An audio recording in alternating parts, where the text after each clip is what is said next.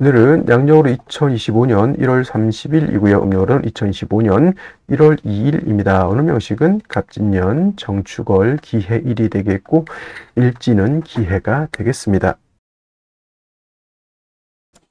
자, 사주팔자 또는 사주명식을 우리가 분석해서 사람의 길흉을 우리가 판단을 하고, 길한 것은 우리가 추구를 하고요. 그 다음에 흉한 것은 우리가 피해가기 위해서 사주명리학을 공부를 하게 됩니다. 근데 중요한 것은 그냥 무턱대고 하는 것보다는 핵심을 잡고 큰 줄기를 잡고 사주를 분석할 수 있는 어떤 안목과 우리가 스킬을 안다라고 하면 사주를 조금 더 보다 면밀하고 세심하게 보다 깊이 있게 분석할 수가 있겠죠. 그래서 가장 중요한 8글자 사주팔자 중에서 가장 중요한 것은 일간과 그 다음에 월령이다라고 하는 것, 월지라고 하는 것은 강조해도 이거는 지나치지 않다. 일간이라고 하는 것은 그 사주의 주인공과 같은 것이고요.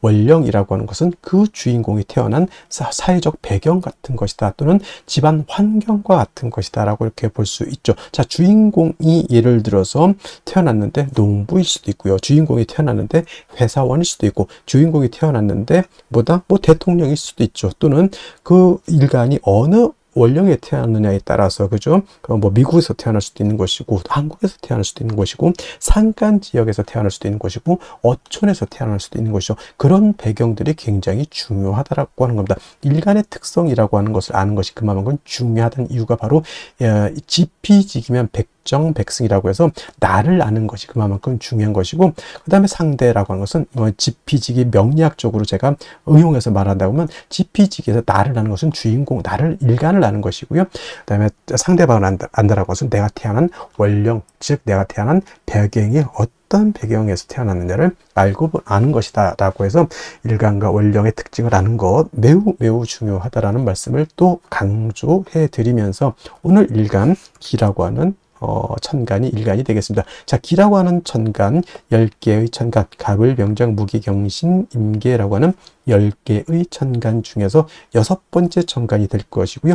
오행, 목화, 토, 금, 수라고 하는 오행으로 구분하게 되면 기라고 하는 것은 토가 됩니다. 어저께 토를 설명했었죠. 토라고 하는 것은 우리가 눈으로 보는 것은 흙이죠. 흙, 땅이라고도 하지만 또 흙이라고, 흙토자를 써서 흙이라고도 하고요.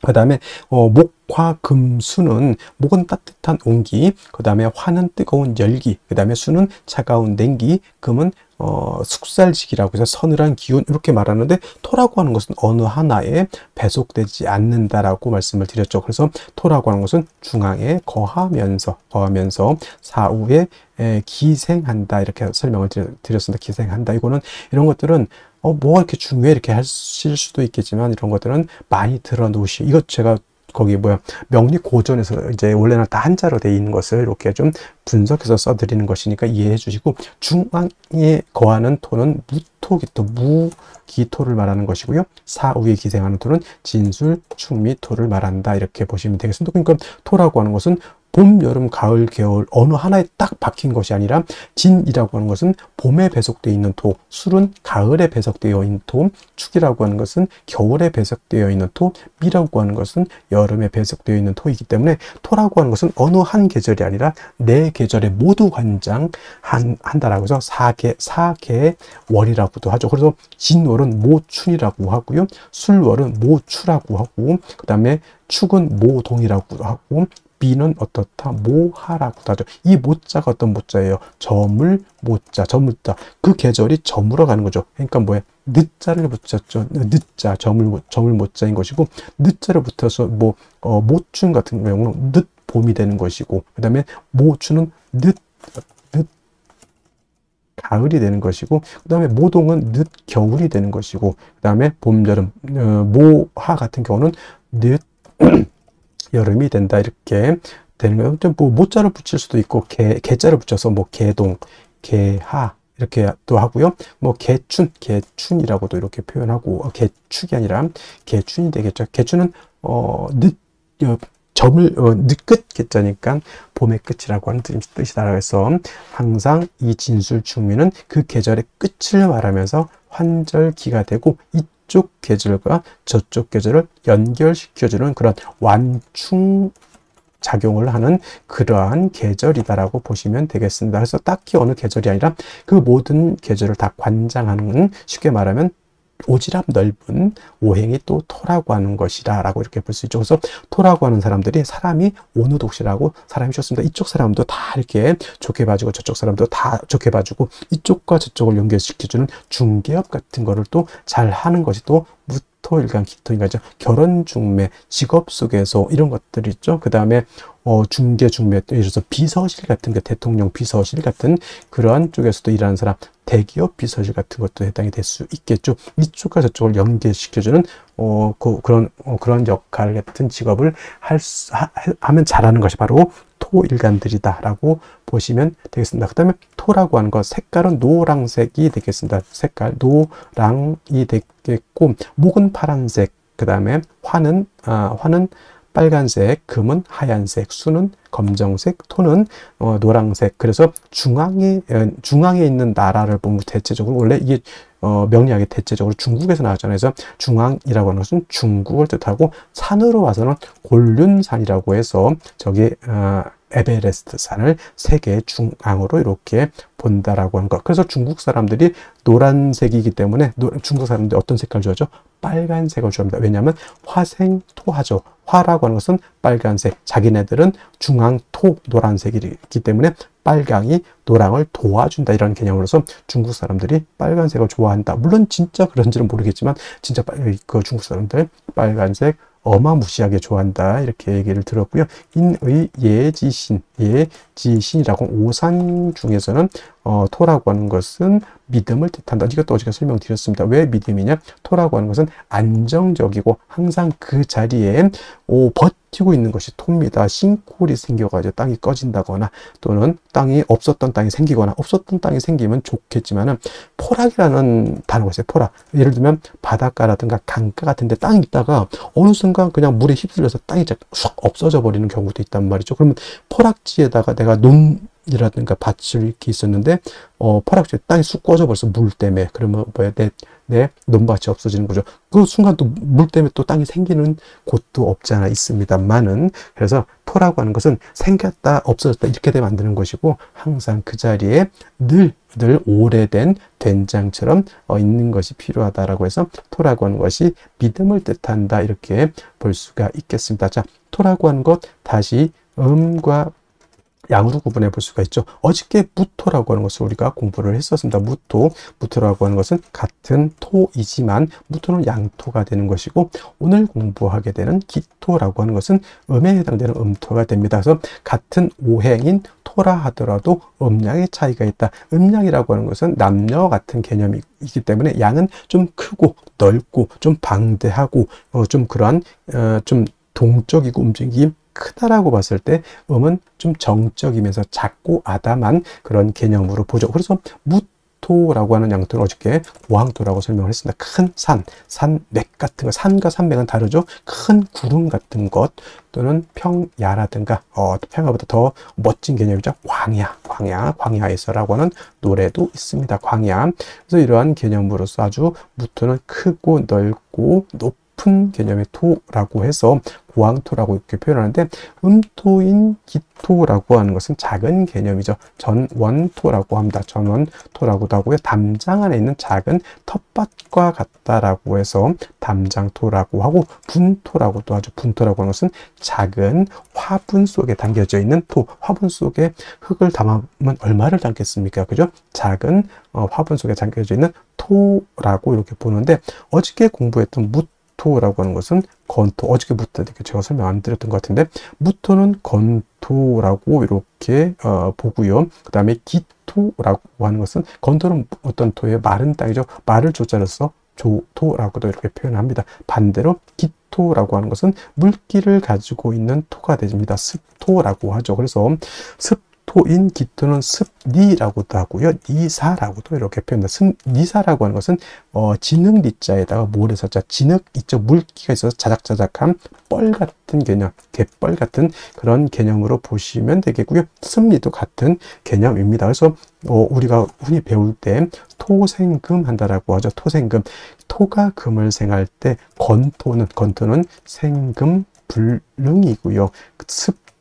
습토라야 생금 가능하다라고 하는 것도 여러분들 꼭 기억해 두시면 좋겠습니다. 예를 들면 일간이 경금, 신금, 이거나 경금이나 신금인간이거나 또는 경금, 신금이 용신인데 약해. 그때 토로서 금을 생할 때는 무토로서는 생각이 안 된다는 얘기입니다. 기토 또는 지지로 습토는 진토와 축토라야지만 금을 생할 수 있고, 무토 또는 지지로 미토, 그 다음에 술토는 생금이 불능하다. 이거는 건토는 금을 생할 수 없다라고 하는 것. 그럼 무토는 뭐다 용도가 없으니까 아니죠. 무토는 술을 갖다가 제할 때, 특히나 임수를 제방하는 공력은 기토는 거의 능력이 없다라고 보고요. 임수 큰 물을 갖다가 막는 데는 우리 무토가 있어야지만 물을 막을 수 있다. 우리가 토목공사라고 하죠. 토목공사. 그때 느낀 토목공사의 느낌은 기토가 아니라 바로 무토 개념으로 이렇게 생각하시면 되겠습니다. 그래서 기토라고 하는 것은 작은 텃밭이고, 무토 같은 경우는 일간이왕하면 간목, 병화, 개수를 쓴다고 했지만, 기토는 작은 텃밭이기 때문에 이미 화초가 심어져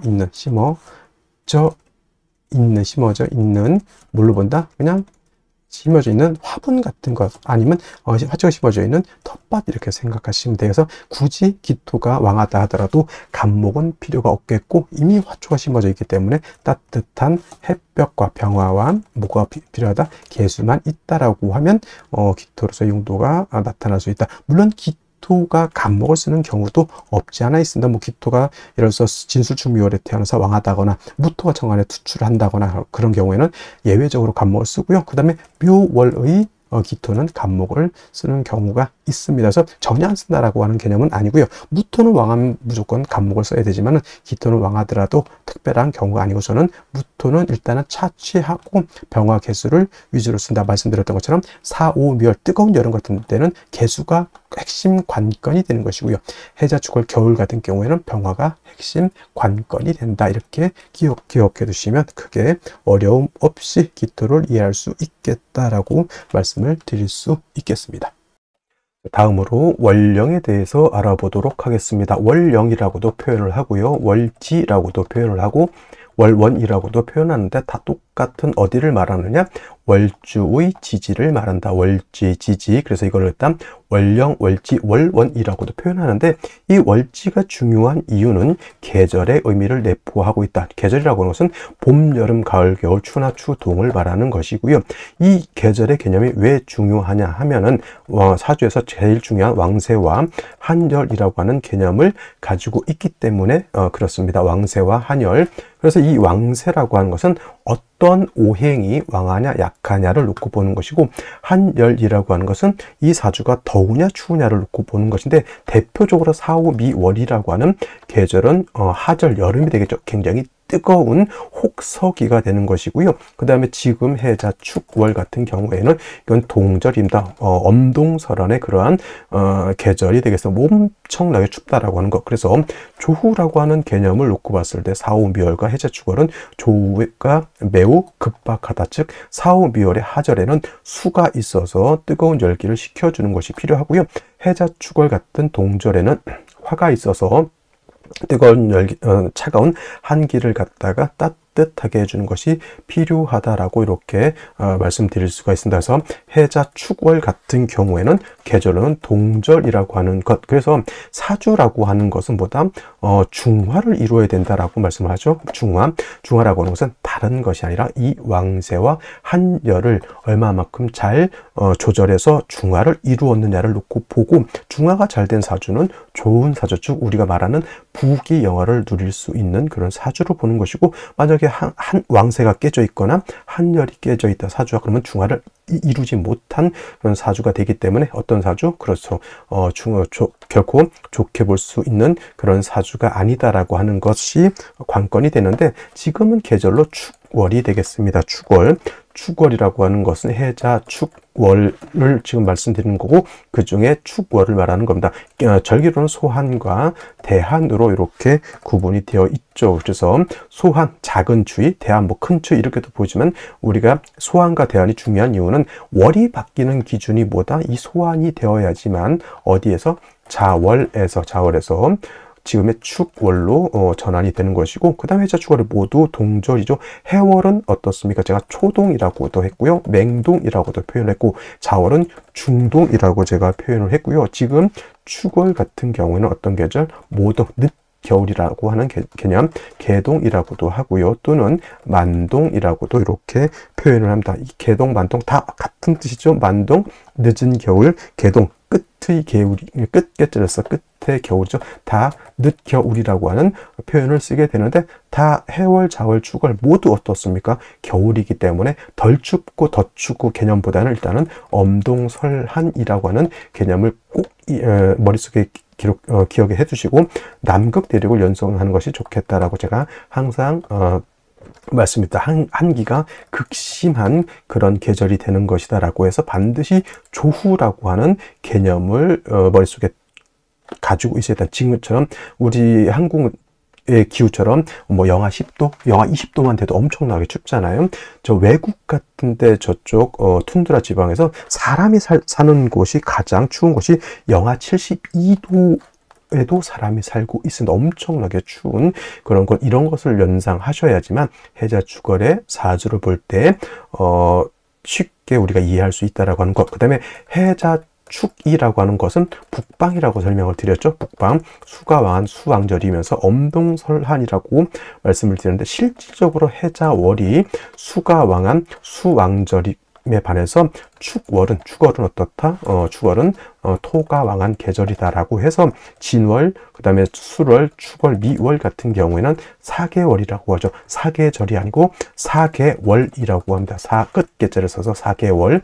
그래서 이때는 뭐냐? 인묘진의 진, 그 다음에 사오미의 미, 그 다음에 신유, 술의 술, 그 다음에 해자, 축의 축, 이렇게 해서 진술축미는 그 계절의 끝을 의미하죠. 진은 봄의 끝, 미는 여름의 끝, 그 다음에 술은 가을의 끝, 그 다음에 축은 겨울의 끝이죠. 그래서 토가 왕한 계절이면서 토라고 하는 것, 진술축미는 어떤 환절기의 개념을 가지고 있죠. 어떤 분들이 축토 같은 경우는 토이지만 얘는 수로 봐야 된다라고 하는 그렇게 말씀하시는 분들이 있는데, 이거 잘못된 것이고요. 축토도 당연히 그건 토로 봐야 되는 것이지만은, 예를 들어서 해자축 방합을 형성하는 경우가 있습니다. 이런 경우에는 수가 세력을 얻었다라고는 표현할 수 있지만, 이거 가지고 축토가 수가 된다 이렇게 말씀드릴 수는 없다라고 하는 것. 그 다음에 해월, 자월 과 더불어 축월도 동절이기 때문에 아까 말씀드렸던 것처럼 조후의 개념이 시급하다, 너무 춥기 때문에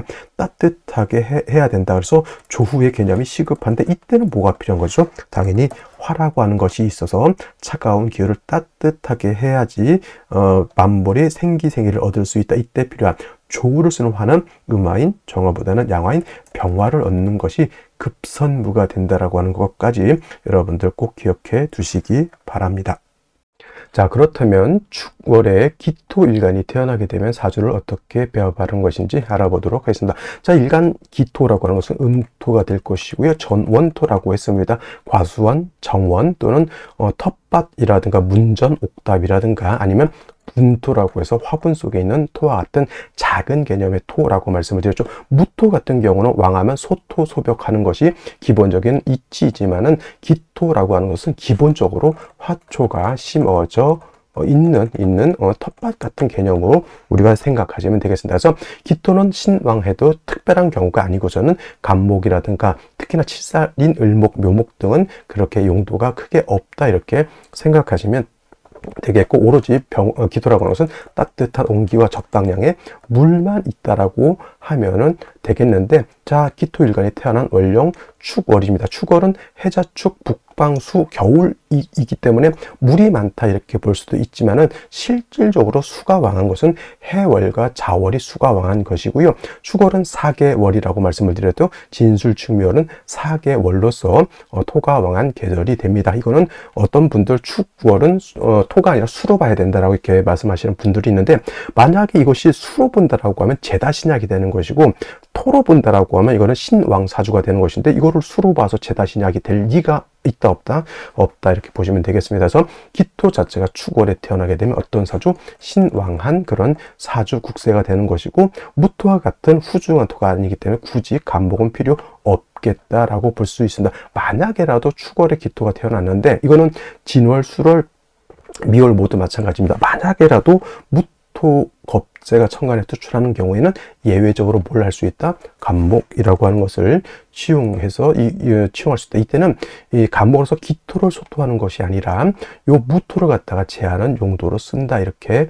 보시면 되겠습니다. 무토가 당연히 천간에 투출하지 않는다라고 하면 뭐다? 간목도 소용이 없다라고 하는 것. 그래서 축월의 기토라고 하는 것은 간목을 치용할 때는 무토가 천간에 투출하거나 지지로 뭐 진술충교가 완전히 너무 토가 많은 경우에는 간목을 예외적으로 쓸 수 있다라고 하는 것. 이런 예외적인 것 아니면은 뭐다? 병화 개수를 위주로 치용한다. 근데 축월이라고 하는 계절은 엄동설한이라 했죠. 제가 뭐라 그랬습니까? 남극대륙 생각하시라고 말씀드렸습니다. 그래서 축월의 기토 또한 땅이 얼어 있다, 동토가 되어 있기 때문에 뭐가 급선보다 당연히 병화라고 하는 것을 얻어서 텃밭을 녹이고, 그 다음에 화초가 심어져 있는 그러한 땅을 갖다가 해동시켜 줘야지만 기토로서의 용도 쓰임이죠. 땅은 얼게 되면은 용도가 없습니다. 겨울에, 지금은 이제 도심지 사는 사람들은 땅을 밟을 일이 별로 없습니다만은, 시골 같은 경우에는 봄, 여름, 가을에는 거기다 여러 가지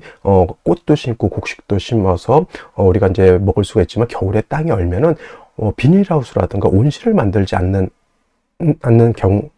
않는다면 토로소의 용도가 없게 되는 것이죠. 그래서 병화로서 땅을 녹여줘야지만 토로소의 역할을 하게 되고, 단 축월의 병화라고 하는 것은 병화 자체가 약한데 토가 많아지게 되면 역시나 병화의 기운이 약해지게 되겠죠. 그래서 간목 같은 것으로서 병화를 생조해 줄 수도 있고요. 또는 지지로 병화의 뿌리가 필요합니다. 인목이라든가 사화라든가 오화 등이 있어서 병화의 뿌리를 얻어야지만 병화가 충분히 힘을 얻어서 땅을 녹이고 그 다음에 조후할 수도 있겠다라고 볼 수 있죠. 그 다음에 선생님, 그러면 수는 필요 없습니까? 수는 뭐 천간,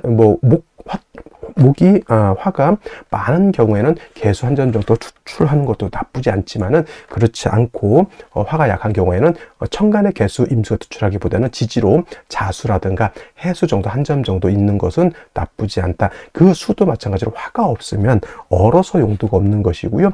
수가 있다라고 하는 전제는 화가 있어서 물이 얼지 않도록 해준다라고 하는 그러한 전제 조건이 있어야 된다. 만약에 축월의 기토가 화가 부족하거나 수가 많아서 땅과 물이 얼게 되는 경우에는 당연히 운은 목화운으로 가서 전체적인 온기를 얻어야지만 발전할 수 있다라고 보는 겁니다. 그래서 사주를 보는 경우에는 사주 원국도 중요하지만 이 사주가 어떤 대운의 흐름을 얻어야지 발전할 수 있냐. 사주가 좋아도 대운이 나쁘면 그거는 좋은 사주가 아니다라고 볼 수가 있는 것이죠. 자, 축월의 기토 반드시 병화를 얻어야 되고요. 이 병화는 약하기 때문에 지지로 인사오등의 뿌리를 얻거나 간목의 생조를 받아야지만 충분히 해동할 수 있겠다. 수라고 하는 것은 화가 많은 경우에는 천간에 투출을 해도 상관은 없지만, 화가 좀 부족한 경우에는 천간에 투출한 것보다는 지지로 한 점 정도 있는 것이 바람직하겠다. 이렇게 정리를 해두시면 되겠습니다. 자, 다시 오늘의 명식을 살펴보도록 하겠습니다. 일간 제일 중요합니다. 오늘의 일간 기토가 될 것이고요. 기토 일간이 태어난 월령 축월이 되겠습니다. 항상 사주 볼 때 어떤 일간인가, 그 다음에 월령은 어떤 월령인가 매우 중요하다라고 말씀을 드리겠고요. 세 번째로 격국과 용신이라고 하는 개념이 있습니다. 자, 격국이라고 하는 것은 사주 8글자의 틀을 말하는 것이다. 사주 8글자가 서로 어떻게 서로 상호간의 견제와 균형을 이루고 있느냐, 그 틀을 보는 것이 바로 격과 국이라고 하는 것이고요.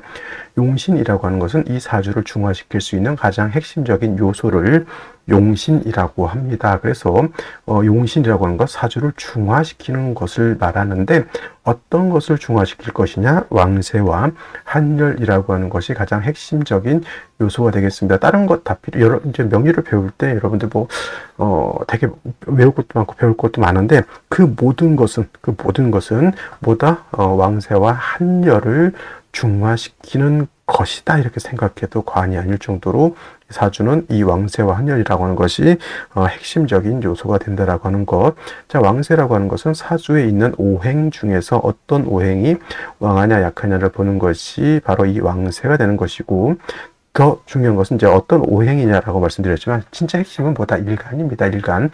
일간이라고 하는 것은 이 사주의 주인공과 같은 것인데, 한 영화에서도 주인공이 좀 어느 정도 좀 뚜렷해야지만 그 영화를 끌고 가는 재미가 있는데, 주인공이 밋밋하거나 주인공이 누군지도 모르겠고 그러면 어떻게 됩니까? 그 영화는 재미가 없는 영화죠.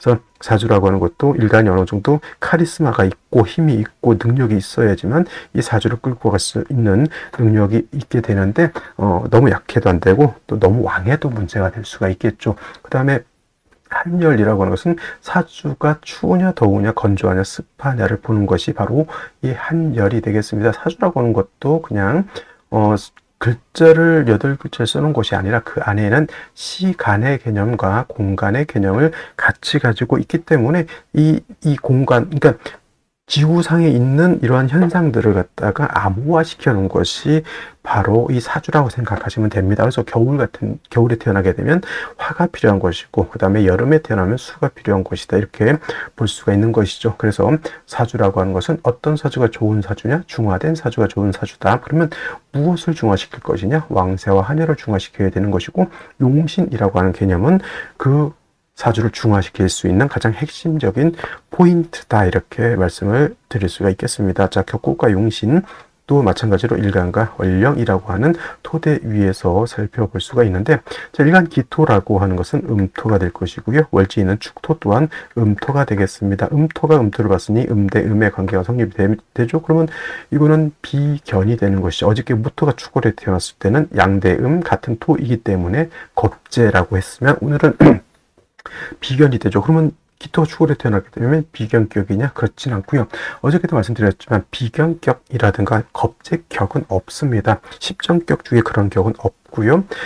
일간인 기토가 월령이 토왕절에 태어났기 때문에 그냥 이거는 저는 준걸록격이라고 해서 그냥 신왕사주로 이렇게 본다라고 말씀을 드렸고, 오늘도 마찬가지가 되겠습니다. 그리고 또 축토라고 하는 것, 지장간, 얼지 있는 축토의 지장간을 살펴볼 필요가 있는데, 개수가 있고요, 신금이 있고요, 기토가 있습니다. 이거를 모르시는 분들은 지장간이라고 하는 것을 살펴볼 필요가 있겠습니다. 지장간을 공부하셔야지만 제가 축토에 개수, 신금, 기토가 있다라고 하는 것을 이해하실 수 있겠죠. 자, 그래서 축 중에 있는, 월지 있는 이 축 중에 있는 개수라고 하는 것이 있는데, 이것이 천간에 투출될 수가 있겠습니다. 이렇게. 그러면 얘를 가지고 격을 잡을 수 있겠죠. 편재 격이 될 겁니다. 왜냐면 음토가 음수를 갖는데 토국수의 관계, 일간인 기토인데가 수를 극하는 관계가 되기 때문에 이거는 편재격이 되는 것이고, 신금이 투출될 수 있죠. 이거는 음토가 음금을 봐서 토생금의 관계가 되는 것이니 이거는